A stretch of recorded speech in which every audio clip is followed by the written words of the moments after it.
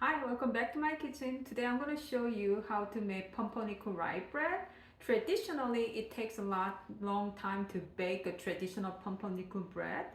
Today I'm going to show my version of a little bit simpler and quicker way of making pumpernickel bread.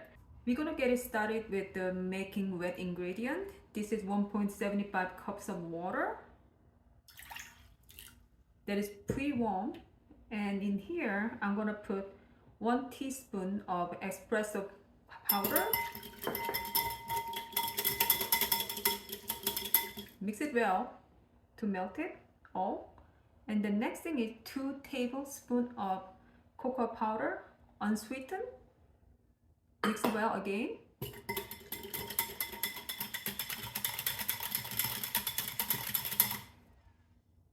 And 2 tablespoons of molasses.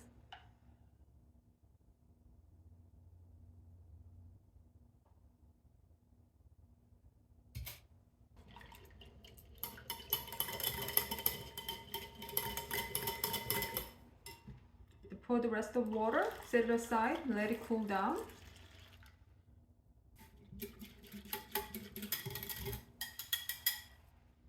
Next thing is we're gonna mix the dry ingredient. For this recipe, you need to have stand mixer, or you can knead it by hand if you like it, but it's gonna take some time and effort to do that. And then first, in a bowl, I'm putting 3 cups of bread flour. This is 1.5 cups of rye flour. I'm using light rye flour. Mix it very well. This is tablespoon of coarse salt, one side. Half teaspoon of sugar on other side. This is 1 packet of instant yeast. I'm using instant yeast, so I'm putting it directly into the flour. Mix it well.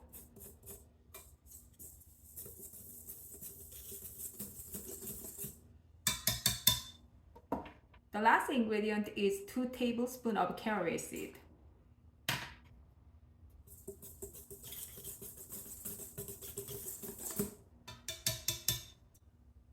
Before you knead with the hook, we're gonna put all the liquid ingredient into the mixture, dry ingredient.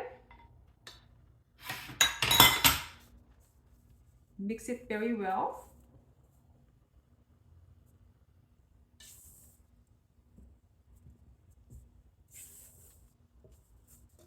Okay.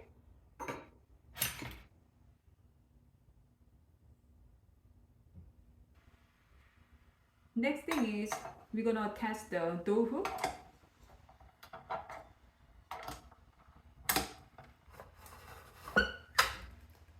We're gonna knead it in a medium speed for 10 to 12 minutes until that is smooth, and then making a round ball.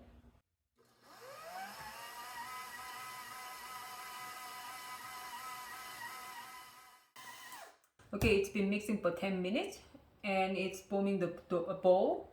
It looks pretty well kneaded. I think it's time for me to actually add some butter and then knead a little more. So here are 4 tablespoons of soaked butter. This is salted butter. What I'm going to do is I'm going to put 1 each time until it's well cooperated, and then forming another dough.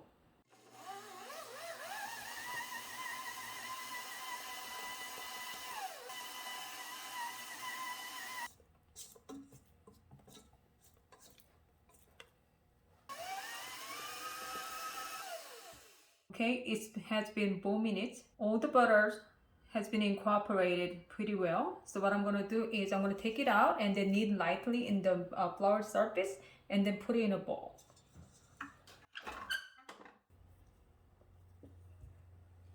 Flour your working surface pretty generously. Tip over your dough. A little more flour. Knead it gently. It's pretty sticky, but don't worry about it. Do not put too much flour. The goal is you knead it enough to tuck the end to the in the bottom. Like this. Make a bowl. It looks great. And then I also prepare a container. I grease it with the butter, and then I'm gonna pop it in to my container. Close the lid and keep it at a room temperature for an hour and a half. It's been an hour. Dough has risen very well. It's double in volume. So what I'm gonna do is I'm gonna prepare for the second proofing. So first, a little flour under your work surface. Flip it over. A little flour. I'm gonna deflate it by gently pushing it down, and then after that I'm gonna fold it.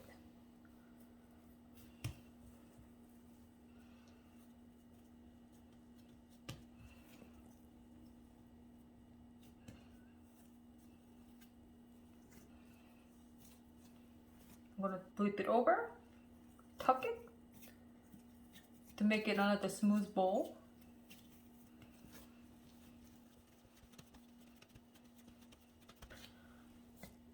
Pop it back to buttered bowl, close the lid, leave it in room temperature to 30 minutes to 1 hour until it doubles in volume again.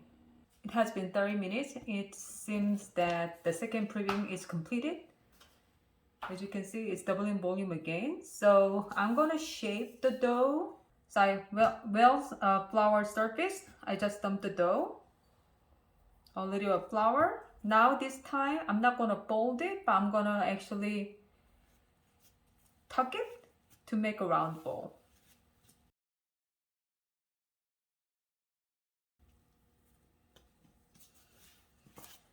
Again, tuck it to making a bowl shape. I prepared the medium bowl with some clean cloth. I'm gonna well flour it. This time, I'm gonna pick up the dough. This is the smooth side. I'm gonna put the seam side up like this. Flour, cover it, and put it back to the container. Close the lid and let it stand at the room temperature for 30 more minutes. And then after that, dough is going to be ready to be baked. And then meanwhile, I'm going to preheat my oven at 450 degrees Fahrenheit with my Dutch oven in. My dough seems ready. And then my oven has been preheated to 400 degrees Fahrenheit. It's really hot. And then my Dutch oven as well, heated very well with the lid together. So next thing I'm gonna do is the seam side. This is gonna go down, facing down to touch the Dutch oven. So how you're going to do that is you carefully lift it.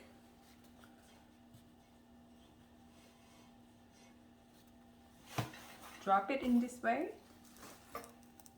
You can probably hear like immediate like sizzling sound. I'm gonna actually cut it. Make a big X mark.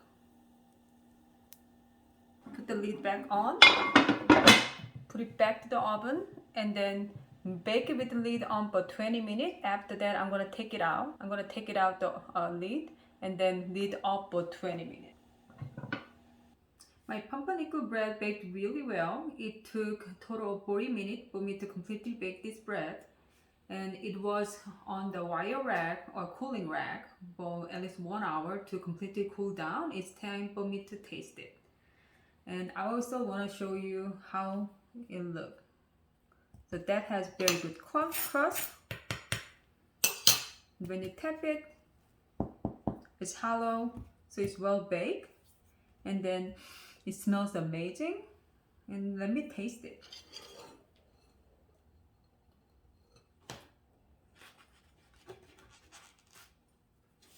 I'm gonna have some butter with that.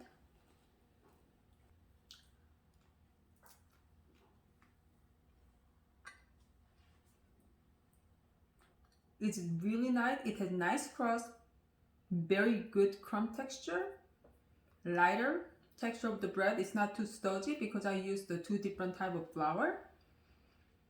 There are so much flavor coming from the cocoa, coffee, caraway seed, and molasses. And the butter added on the really rich flavor as well. Overall, I'm very happy with what I baked, and then I hope that you enjoy watching my video. If you have any kind of question or comment, please leave it in the comment section. Thank you very much for watching my video. Until next time, happy cooking and baking. Bye!